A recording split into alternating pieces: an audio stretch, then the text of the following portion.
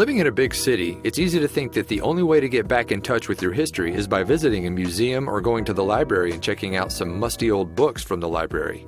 History buffs will tell you that there is a story just waiting to be discovered everywhere you look.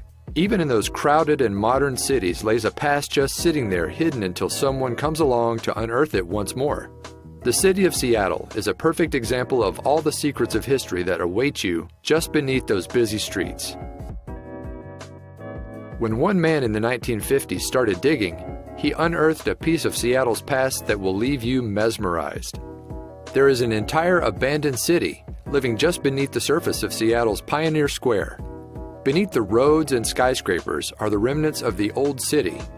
These ancient shops, homes, and hotels are now open to the public and make for unique visits. The Seattle Underground Tour takes tourists deep inside the forgotten world of Seattle, as it was in the early 1900s. Building facades would have been at the street level in the 1800s. They were all wiped out during the Great Seattle Fire on June 6, 1889. That day, sometime after 2:30 in the afternoon, a cabinet maker, an employee in Victor Claremont's woodworking shop by the name of Jonathan Edward Black, accidentally forgot the glue that he was heating over a gasoline fire. The glue that he had forgotten boiled and caught fire, hitting the floor, which was covered in wood chips and turpentine. He tried to put the fire out with water, but that only made the fire worse because of the turpentine on the ground. Everyone inside the building managed to escape uninjured, but the fire was rapidly spreading. The fire chief of Seattle was out of town that day, and the intense smoke at the scene made it impossible for volunteer firefighters to locate the source of the blaze. Plus, they used all the water hoses at once, killing the water pressure. The rapidly spreading fire hit an opera house and then a local liquor store. The booze inside acted as an accelerant. The fire was picking up pace. Before anyone could blink, the entire block was going up in flames. The fire did not stop until 3 a.m. It left unimaginable damage in its wake. Over 25 blocks were destroyed and more than 5,000 people lost their jobs.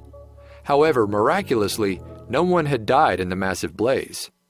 After the fire, the leaders of the city came together to talk about how to keep this from ever happening again. They decided that all future buildings would be made of brick or stone, and that the streets themselves would be elevated by 22 feet. When the store owners learned of these changes, they understood that this meant their first floors would become basements. Once the new sidewalks were in place, many shopkeepers moved their businesses upstairs, while others stayed put in their basements. That all changed in 1907 when the threat of the bubonic plague hit the city of Seattle.